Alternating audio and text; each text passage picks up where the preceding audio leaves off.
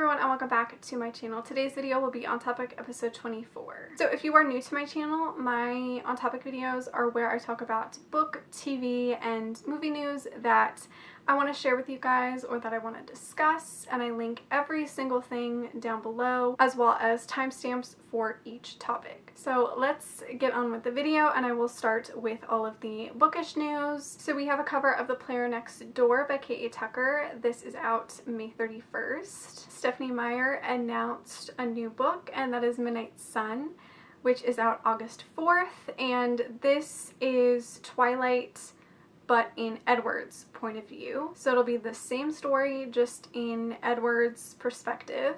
I'm very, very excited for this. I love Twilight. It is the series that got me into reading. It started my whole reading journey. I have such fond and nostalgic memories with Twilight. I know a lot of people hate this series for very valid reasons. I am very excited for this. I'm gonna read it. I'm gonna pre-order it. I haven't pre-ordered it yet because I'm hoping Indigo will do some sort of deal soon, so I haven't pre-ordered it yet. I know so many people hated Life and Death, but I actually loved it. I feel like I'm the only one who loved that book. I know a lot of people hated it and thought it was really pointless and just like a money grab, which I understand. Also, am I the only one that doesn't really hate the cover? Everybody like hates the cover, and I think it's kind of pretty. I know it's supposed to symbolize Persephone and Hades, I think, how Edward and Bella are kind of like that, but I also think it represents like the pomegranate isn't that pretty, and it kind of looks like it's almost starting to rot, which I think is like a symbolism of Edward. But like, I don't know. That's just how I see it. Let me know your thoughts on Midnight Sun if you're going to read it. And I know a lot of people are complaining about the price because it is very expensive. I don't think it's that ridiculously priced. Like for Canada, it's like $36. And nowadays, most YA books are between $23 to $25 anyways. To me, this is not really that outrageous. I think because YA books in Canada are already very expensive. I don't know, it doesn't really bother me that much. Okay, now on to the rest of the bookish news. Penny Reid announced the covers for her Handcrafted Mysteries series, which is a spin-off of the Winston Brothers series. This is going to be about Jen and Cletus, and the first book is Engagement and Espionage. This is out June 16th. Honestly, I'm not a fan of the covers, but Penny Reid did say that they are weird, but she loves them. I feel like this cover screams Cletus though. Like this whole series kind of feels like him, so I don't know. I think they'll fit the book and the characters, so I'm fine with the covers. I don't need them to be like this aesthetically pretty cover, but let me know your thoughts on all of these covers. Cora Riley announced that she will have an alternative cover for Bound by the Past. So if you do have the original covers, she did announce that you will be able to purchase them on Amazon probably in the month of June. If you have all of the new covers, then this doesn't matter to you, but because I have all of the original covers, I will be buying the alternative cover whenever that is out because I want my entire series to match. But I am really, really happy and grateful that she decided to release this cover, because that way my series can match, and I really appreciate that she decided to do that. We have a cover of The Inheritance Games by Jennifer Lynn Barnes. This is out September 29th. We have covers for the Hush Notes series, which I talked about in my last On Topic video. This is a trilogy written by 3 different authors, and it's all about a band. So the first book is Lies and Lullabies by Serena Bowen. This is out September 22nd. Book 2 is Riffs and Refrains by Devney Perry. This one is out September 29th. And the third book, Muses and Melodies by Rebecca Yarros, is out October 6th. These covers are really pretty. I'm very excited to read this series. Laura Lynn Page announced her new duet, and that is the Man in Charge duet. The first book is Man in Charge, and this is out October 27th. We have a cover of Instant Karma by Marissa Meyer. This is out November 3rd. And then the last bookish news is that we have a cover of Game Changer by Abby Glines. This is the 6th book in the Field Party series, and this is out November 17th.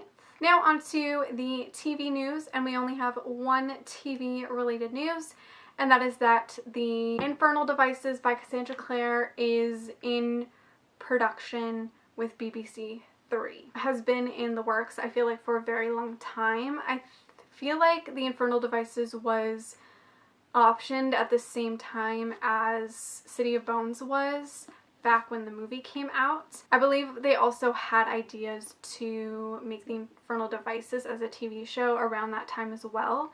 But then because City of Bones kind of failed, they just kind of scrapped it. Now they have definitely pushed forward and it's in the works officially. So they are developing this into a TV show with BBC 3. In this article, it states that it's not going to be in any connection with the Freeform show, which was just Shadowhunters. This Infernal Devices series will be set in a separate world, one that is more accurate to the books.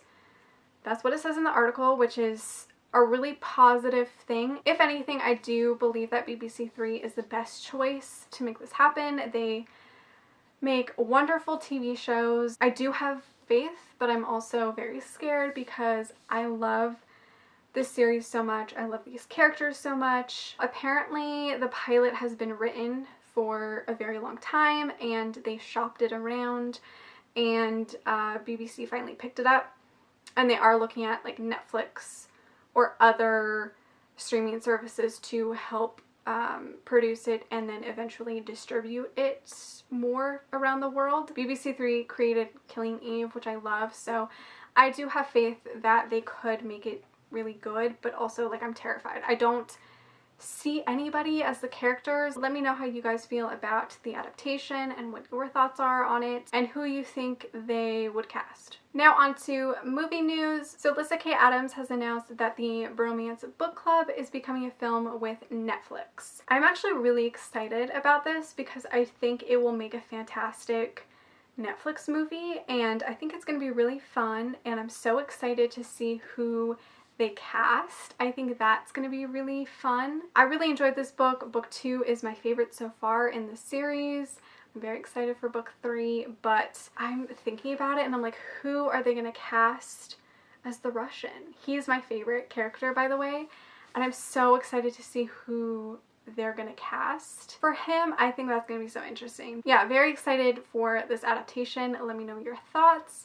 And I think Netflix is going to do a great job, so very excited about this. The Selection movie is officially happening with Netflix. So I talked about this, I think, in 2 past On Topic videos, how there was like lots of rumors and Kier Cass was kind of hinting at it, but it has been officially announced that it will be a film with Netflix, and they already have a director, and I believe they are currently working on the script. So it will be directed by Haifa El Mansour, a female director. That is amazing. I'm very happy with that. And yeah, I love this series. It's super, super fun and really entertaining and just a really quick read. If you didn't know, like they had 2 pilots on the CW, I think, at one point, and both of them like failed terribly. I think the thing is they tried to make it too different from the book, and I think that was a mistake and why it just never aired. So maybe this time around they might make it more accurate to the book a little bit. Yeah, let me know who you think will play Maxon and America. Egomaniac by Vi Keeland has been optioned for a film with Tailflick Productions. I've never heard of Tailflick Productions, but apparently they are a streaming service and they adapt a lot of books. Vi Keeland announced on her Instagram that Egomaniac has been optioned. So we'll see what happens with this. I'm sure Vi Keeland will keep everybody updated, but I'm very happy for Vi Keeland and I can't wait to see how this adaptation turns out. The rest is going to be Passionflix news. So obviously for Gabriel's Inferno, we had the trailer. I did react to it, so I'll link that down below if you want to check it out. But so far there hasn't been that much other news. And honestly, I've been kind of avoiding some of the news because, you know, when you know too much information, you have higher expectations. And I definitely want to be surprised for a lot of things. And we do have a couple of behind the scenes photos that I will share. Let me just find them really quick. So we have this one that I believe Tosca shared. Their height difference, I'm in love. We have this one, which I'm assuming is in Gabriel's office. And then we have this photo. This was promo for Giulio's Instagram Live, which I did watch and I will talk about. Then we have this one of them kissing. Oh my gosh. And then we have another behind the scenes photo that Tosca shared, and I believe this is the cake scene. So yes, Giulio had an Instagram Live and he basically just answered questions about Gabriel's Inferno and playing the character, and he did answer like a few personal questions and stuff like that. And he did reveal that part 2 of Gabriel's Inferno will premiere in July. Tosca and one of the other Passionflix ladies was in the chat on the live stream, and they were getting mad at him because he revealed that secret, and it just made me laugh so much. But that's what Giulio does. He loves revealing spoilers and things like that. So yeah, part 2 will happen in July. I'm hoping at the beginning of July because it just feels like such a long wait. If they do announce a date before this video goes up, I will put it down below. But yeah, so far that's kind of it, I think, for Gabriel's Inferno related news. Very excited about this adaptation. I just cannot wait. And then we got some news about the Wicked adaptation by Jennifer L. Ermentrout. Passionflix finally announced some of the cast. All of the main 3 characters were announced. So we have Anna Mage, I think, as Ivy, which really love this casting. She's beautiful, love the red hair, very excited. And then we have Liam Hall as Ren. I'm uncertain about this casting. I feel like once he's in character, I will like him more, but I don't see him as Ren yet because I see Ren as more of like kind of a rougher guy and not so pretty. I think it'll be better once we see him in character. And then we have Andrew Rogers as Tink. He will dye his hair apparently, because I'm pretty sure Tink has blonde hair in the book. I think I read somewhere that he will dye his hair. He looks like a great Tink. I'm so excited. So yeah, overall I'm really happy with this casting and I can't wait to see them in character, and hopefully when the world kind of goes back to a new normal, they will start filming. So very excited about this adaptation. And that's pretty much it for Passionflix news. Now that they do release the Passion podcast, it's called Passion Pod, where they talk with a bunch of their actors and a bunch of the authors, I feel like you can kind of get a lot of news from that. And so I don't think it's irrelevant for me to just kind of repeat what they say in those episodes. So if you want to know more about certain adaptations or them working with certain authors, I highly recommend checking out the podcast. It is on the podcast app, and they do have a YouTube channel where you can actually see them because it is kind of like a video as well. So yeah, I will link the Passion Pod down below. They did do an episode with Kay Bromberg. They did one with Jem, Jodie Allen Lopez. They did one with Emma Chase. I haven't watched all of them. I know they did do one with Olivia, who plays Riley in Driven. That was their most recent one, and they did talk about Field and Crash. If you want to check it out, they talked about the new Colton, and no news on who the new Colton is yet, but I'm sure we will find out soon. And yeah, that's pretty much it for Passionflix related news, I think. If I am missing something, I will talk about it in my next one. If you want to know more about what they're working on and stuff, I highly recommend checking out the Passion Pod. So that is it for this on topic video. I hope you guys enjoyed it. Let me know any book, TV, or movie news that you're excited about or that you want to discuss. Go ahead and leave it down in the comments. Thank you so much for watching. Make sure to give this video a like, subscribe, follow me on all my other social media, and I will see you guys in my next one. Bye.